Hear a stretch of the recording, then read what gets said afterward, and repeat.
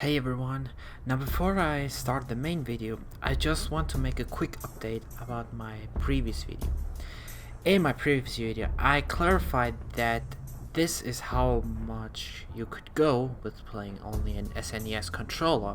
However, this does not seem to be the case, as my friend Mordinus striked again with some new tricks to show me.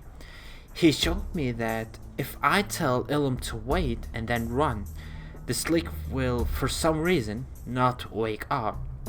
So I did that and it actually worked.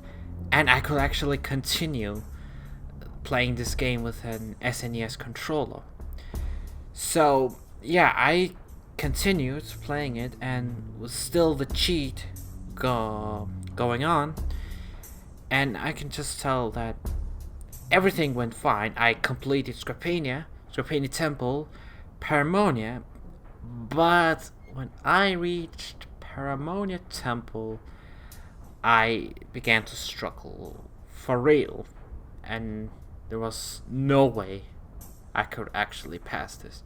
The problem is that when I reached this door, there was this slog with the bomb, and here I had to sneak to reach the bomb and turn it on and get away.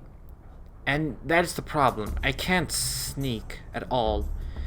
And when I just approach that little to the bomb, the slug would wake up and chase me.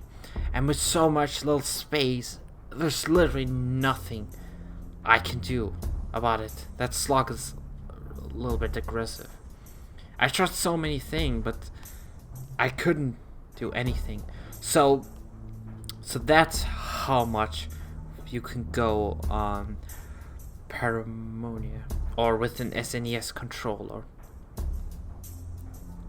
Even though when I think about it, there's almost no difference except the fact that, or no wait, there is actually a difference. Like the only difference that I managed to get inside a temple. Because think about it, I've actually started the previous video with going to the Paramonia first, then yeah, I would actually have clarified that you could only reach to the temple, and that's it. So that's the update for my previous video. So let's go to the main video. Going straight to the point, of course I'm starting with an SNES controller, and I of course expect not to go further because I don't really have so much button functionality, as I can only throw and fart. Yeah. So you probably would have already guessed that I cannot continue from this layer, as I need to jump from this platform. And there's literally no way I can do that since I'm missing the jump button and even the run button. So my journey with the NES controller already ends here. Next up is the SNES controller, and this is the one that I was mostly excited about, since last time it was this one I got a lot with. And yeah, now that I have a lot of things to do, such as jumping and running, I of course could pass this layer here. Now the only button functionality that I'm missing is sneaking and the alternate game speak. So the first part, everything went fine until I reach this part here where I need the alternate game speak to hit those laughing Mudokers to tell them to work. And there was no way I could do anything about that. It was literally impossible. So, well, it's kind of disappointing that my journey already ended with an SNES controller right here. Because when you think about it, in Apes Exoddus, the beginning of the level basically just lets you use every single button functionality as some kind of an introduction to how it all works. So yeah, this is how my journey ends with an SNES controller.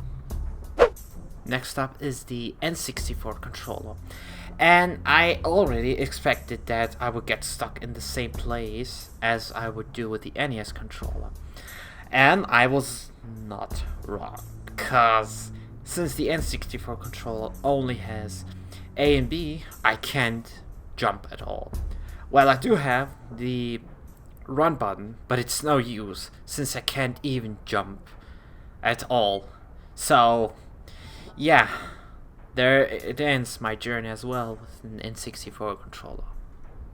Next up is the Wii Remote, and I didn't know how far I could go with a Wii Remote since I do have the 4 major buttons, so that means at least I could jump over the first platform.